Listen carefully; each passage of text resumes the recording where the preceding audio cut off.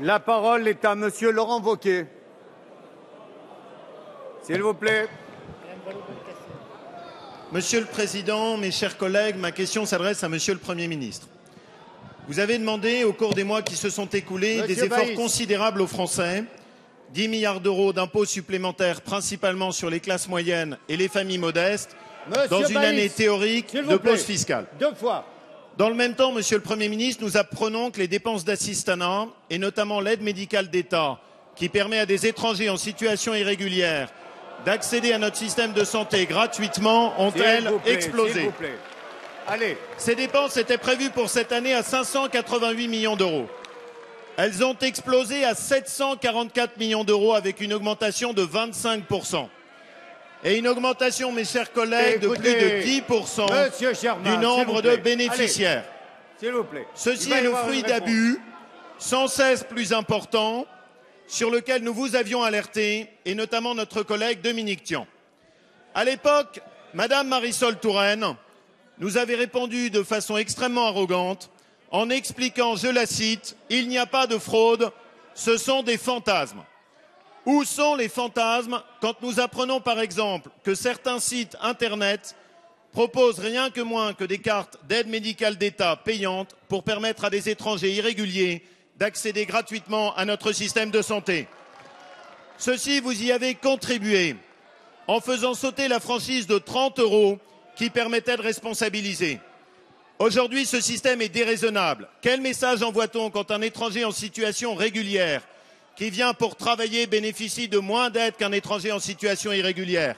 Quel message envoie-t-on quand un retraité, grâce à vous, devient imposable, alors que dans le même temps, l'étranger en situation irrégulière bénéficie de l'accès à notre système de soins? Ce message, c'est celui de votre injustice. Les efforts sont toujours pour les mêmes. Et de l'autre côté, vous laissez exploser l'assistanat. Merci. Allez, s'il vous plaît, on se calme. On se calme. Madame Marisol Touraine, ministre des Affaires sociales et de la Santé, va répondre. Merci, Monsieur le Président, Mesdames et Messieurs les députés. Mais quel message envoie-t-on, Monsieur le député, quand on bafoue, comme vous le faites, les valeurs de la République, les valeurs de solidarité et d'humanisme, les valeurs qui fondent notre système de santé et qui font que notre système de santé doit être respecté? Mais où est l'arrogance, Monsieur le député? Où est l'arrogance lorsque, d'un geste de la main, vous balayez ces hommes et ces femmes qui sont confrontés à la maladie et qui ont besoin d'être soignés?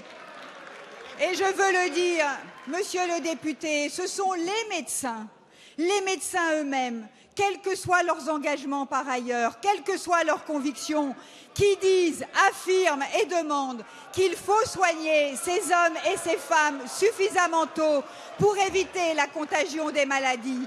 Ce sont les médecins qui demandent à ce que l'on prenne en charge des malades qui sont porteurs de la tuberculose, par exemple, ou d'autres maladies infectieuses, pour que la population qui vit sur notre territoire soit protégée. Alors, Monsieur le député, la défense de nos valeurs, la protection de l'ensemble de ceux qui sont sur notre territoire n'exclut pas la lutte contre la fraude. Et cette lutte, nous la menons de manière déterminée. C'est cette lutte-là qui nous permet de faire en sorte que nos valeurs d'humanisme et de solidarité soient respectées. Et j'ai demandé à l'ensemble des caisses primaires d'assurance maladie de faire le point très exactement sur les pourcentages d'aide médicale d'État acceptées et refusées, territoire par territoire, département par département. Alors, Monsieur le député, il ne s'agit pas de faire de l'idéologie, de brandir des étendards pour faire peur et faire lever toutes les oppositions dans notre pays.